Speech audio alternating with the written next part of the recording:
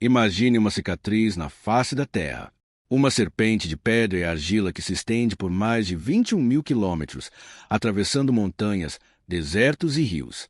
Essa é a Grande Muralha da China, um dos feitos de engenharia mais impressionantes da história humana.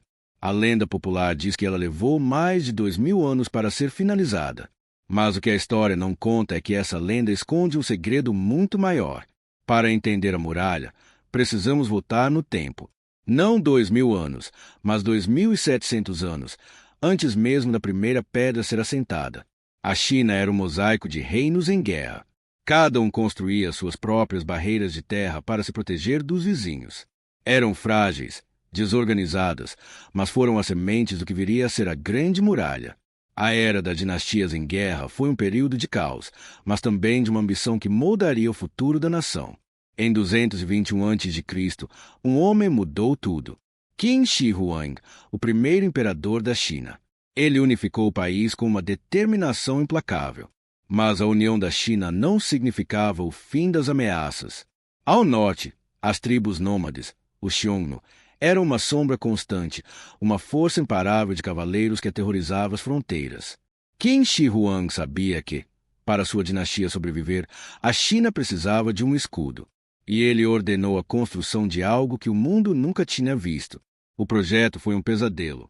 Milhares de camponeses, soldados prisioneiros, foram arrastados de suas casas para trabalhar. Eles enfrentaram invernos congelantes e verões escaldantes. As montanhas eram implacáveis, os vales, traiçoeiros. O trabalho era brutal. Dizem que os corpos dos que morriam de exaustão ou frio eram usados como parte do próprio alicerce da muralha, e por isso ela ficou conhecida como o maior cemitério do mundo. Essa é a parte da história que todos conhecem, mas ela é só o começo. A muralha de Qin Shi Huang era diferente daquela que vemos hoje. Era feita de terra compactada e madeira, não das pedras sólidas que conhecemos. Era um projeto colossal, mas ainda frágil. E depois que o imperador morreu, as dinastias seguintes, como a poderosa dinastia Han, precisaram continuar o trabalho. E foi aí que a muralha começou a ganhar sua verdadeira forma. Cada nova dinastia, por centenas de anos, adicionava sua própria camada. A muralha de terra se tornou uma muralha de tijolos. A muralha de tijolos se tornou uma fortaleza com torres de vigia. A dinastia Ming, que reinou de 1368 a 1644, foi a que deixou a marca mais forte.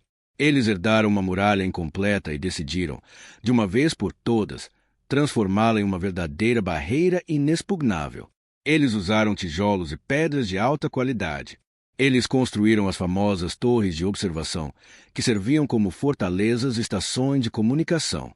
A maior parte das seções que visitamos hoje, aquelas que parecem saídas de um filme, foram construídas durante a dinastia Ming. Então, por que 2000 anos? A resposta está em como a história é contada. Não foi um único projeto de 2000 anos, mas sim uma série de projetos, construções e reconstruções que se estenderam por mais de 2 milênios. Cada dinastia herdava a obra de seus ancestrais e adicionava sua própria camada. A muralha não é uma única estrutura, mas a soma de dezenas de fortalezas e muros de diferentes épocas e materiais. É um monumento de camadas, uma verdadeira linha do tempo de pedra. A muralha não é apenas um feito de engenharia. É a história de um povo, um reflexo de seus medos e ambições. Ela é o resultado de uma luta contínua de mais de 2000 anos, de incontáveis sacrifícios da persistência de um império. Quando você a vê, não está apenas olhando para tijolos e pedras. Está olhando para a prova de que a história é construída, tijolo por tijolo, por aqueles que viveram e lutaram muito antes de nós. A muralha da China é a materialização de uma história que nunca para de ser contada.